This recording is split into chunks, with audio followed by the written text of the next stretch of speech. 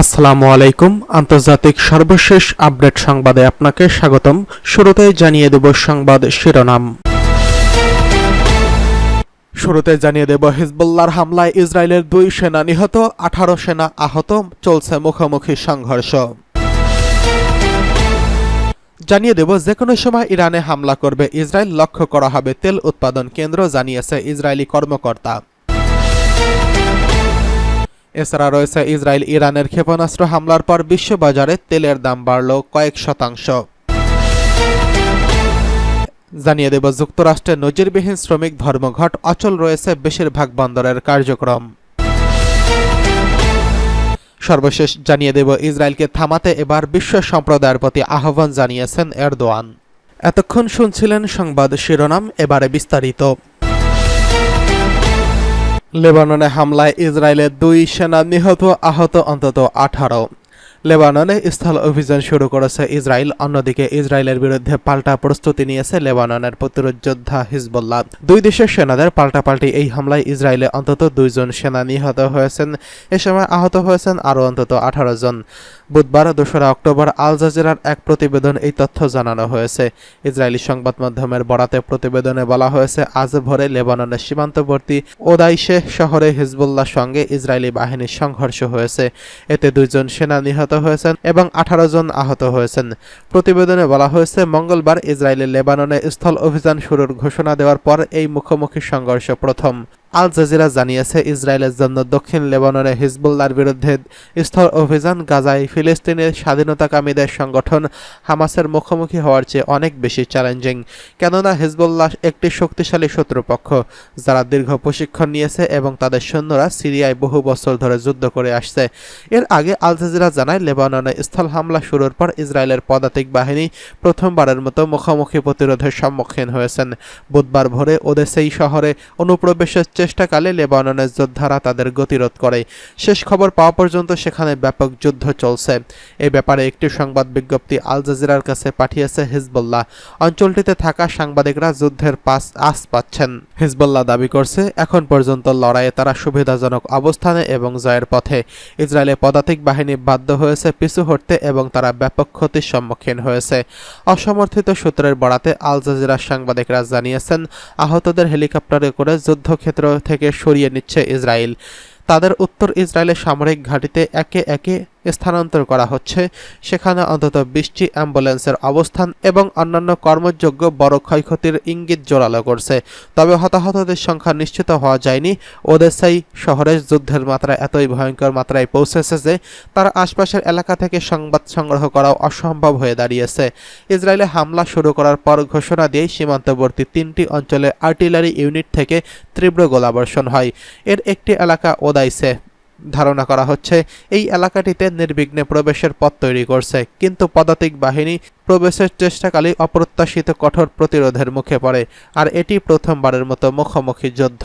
হতাহতের বিষয়টি এড়িয়ে ইসরায়েলের প্রতিরক্ষা বাহিনী এক সংবাদ বিজ্ঞপ্তিতে স্বীকার করেছেন। অন্যদিকে যেকোনো সময় ইরানে হামলা হবে, লক্ষ্য করা হবে তেল উৎপাদন কেন্দ্র, জানালেন ইসরায়েলি কর্মকর্তা। মিসাইল হামলার জবাবে ইরানে যেকোনো সময় হামলা চালাবে দখলদার ইসরায়েল, আর এই হামলার পরিধি বাড়বে বলেও জানিয়েছেন এক ইসরায়েলি কর্মকর্তা। হামলায় তেল উৎপাদন কেন্দ্র এবং অন্যান্য গুরুত্বপূর্ণ অবকাঠামোকে লক্ষ্য করা হবে বলেও জানিয়েছেন তিনি। যুক্তরাষ্ট্রের সংবাদ মাধ্যম অক্সিওসকে দেওয়া এসব তথ্য জানিয়েছে ইসরায়েলের কর্মকর্তা।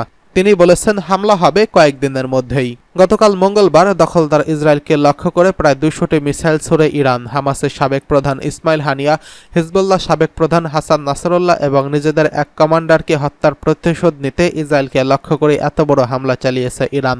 দখলদার ইসরায়েলের অপর এক কর্মকর্তা অক্সিওসকে জানিয়েছেন, তাদের হামলার পর ইরান যদি ইসরায়েলকে লক্ষ্য করে আবারও মিসাইল ছোড়ে, তাহলে ইরানের পারমাণবিক অবকাঠামোতে হামলা সহ অন্যান্য বিষয় বিবেচনায় রাখা হবে।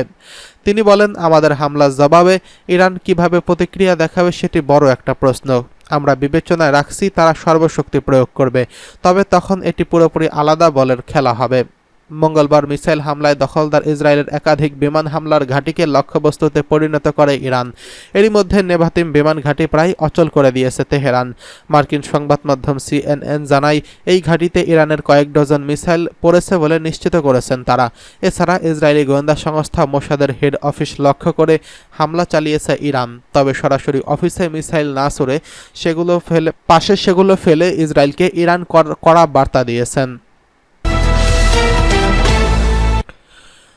এদিকে ইসরায়েলে ইরানের ক্ষেপণাস্ত্র হামলার পর বিশ্ববাজারে বাড়ল তেলের দাম।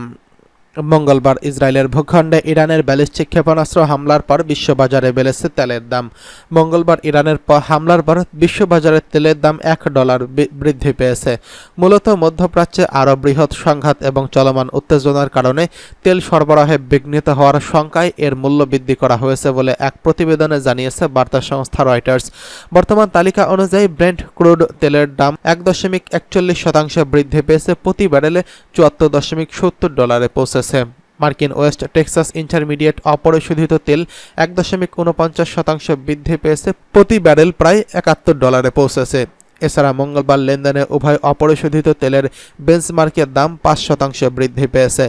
ফিলিপ নোভারে সিনিয়র মার্কেট বিশ্লেষক বলেন, তেল বাজারগুলো মূলত জ্বালানি চাহিদা হ্রাসের কারণে বিশ্ব অর্থনীতির দুর্বলতার গল্পের উপর নির্ভর হয়েছে। তবুও ইরান ইসরায়েলের দিকে ব্যালিস্টিক ক্ষেপণাস্ত্র নিক্ষেপের পর মধ্যপ্রাচ্যে তেল সরবরাহে বিঘ্ন হওয়ার আশঙ্কা থেকে দ্রুত দাম বৃদ্ধি পেয়েছে। এদিকে যুক্তরাষ্ট্রে নজিরবিহীন শ্রমিক ধর্মঘট, অচল রয়েছে বেশিরভাগ বন্দরের কার্যক্রম। মজুরি, পেনশন বৃদ্ধি এবং স্বাস্থ্যসেবা জোরদার করা সহ বেশ কিছু দাবিতে অনির্দিষ্টকালের জন্য ধর্মঘটে নেমেছে যুক্তরাষ্ট্রের বিভিন্ন বন্দরের হাজার হাজার ডক শ্রমিক। প্রায় 50 বছরের ইতিহাসে এই বন্দরে প্রথম কার্যক্রম এভাবে বন্ধ হলো। আসন্ন মার্কিন নির্বাচনের আগ মুহূর্তে এই ধর্মঘটের ফলে মুদ্রাস্ফীতি আরও বাড়তে পারে। ধর্মঘট কয়েক সপ্তাহ চলতে থাকলে পণ্যের উন্নতি ঘাটতি দেখা দিতে পারে। ডয়চে ভেলের এক প্রতিবেদনে বলা হয়েছে, বন্দর এবং আন্তর্জাতিক ল্যাংশোরম্যান অ্যাসোসিয়েশনের প্রায় 45,000 সদস্যদের মধ্যে চুক্তির মেয়াদ শেষ হয়ে গেছে। সোমবার আলোচনায় অগ্রগতির খবর পাওয়া গেল মঙ্গলবার থেকে শ্রমিকরা ধর্মঘট কর্মসূচি পালনে শুরু করে। 36টি বন্দরে এই ধর্মঘট 1977 সালের পর ইউনিয়নের প্রথম ধর্মঘট। শ্রমিকরা ধর্মঘট নিয়ে আন্তর্জাতিক শ্রম আইনের একটি বিবৃতি দেখিয়ে বলছেন, নিয়োগকর্তারা তাদের ন্যায্য ক্ষতিপূরণ দিতে অস্বীকার করছেন। এদিকে ইসরায়েলকে থামাতে এবার বিশ্ব সম্প্রদায়ের প্রতি আহ্বান জানিয়েছেন এরদোয়ান। ইসরায়েলের আগ্রাসন থামাতে বিশ্ব সম্প্রদায়কে এগিয়ে আসার আহ্বান জানিয়েছেন তুরস্কের প্রেসিডেন্ট রিসেপ তাইয়েপ এরদোয়ান। মুহুর্মুহুর ইরানি ক্ষেপণাস্ত্র বিস্ফোরণে ইসরায়েলের কাপার ঠিক আগে এরদোয়ান তেল আবিবের বিরুদ্ধে এমন কথা বললেন। মধ্যপ্রাচ্যে চলমান আবহে এরদোয়ানের এমন বার্তা নতুন মাত্রা যোগ করবে বলে ধারণা বিশ্লেষকদের। হিজবুল্লাহর প্রধান হাসান নাসরুল্লাহ নিহতের প্রতিবাদে মঙ্গলবার ইসরায়েলের ক্ষেপণাস্ত্র হামলা চালায় ইরান। সঙ্গে সঙ্গে সক্রিয় হয়ে ওঠে ইসরায়েলের আকাশ প্রতিরক্ষা ব্যবস্থা। কিন্তু তারপরও 90% ক্ষেপণাস্ত্র ইসরায়েলি লক্ষ্যবস্তুতে আঘাত হেনেছে বলে দাবি করছে ইরান। এমনকি এবারই প্রথম অত্যাধুনিক ফাতাহ-2 হাইপারসোনিক ক্ষেপণাস্ত্র ব্যবহার করে দেশটি। এরদোয়ানের বক্তব্যের কারণে এই হামলায় তুরস্কের সমর্থন থাকা নিয়ে গুঞ্জন উঠেছে।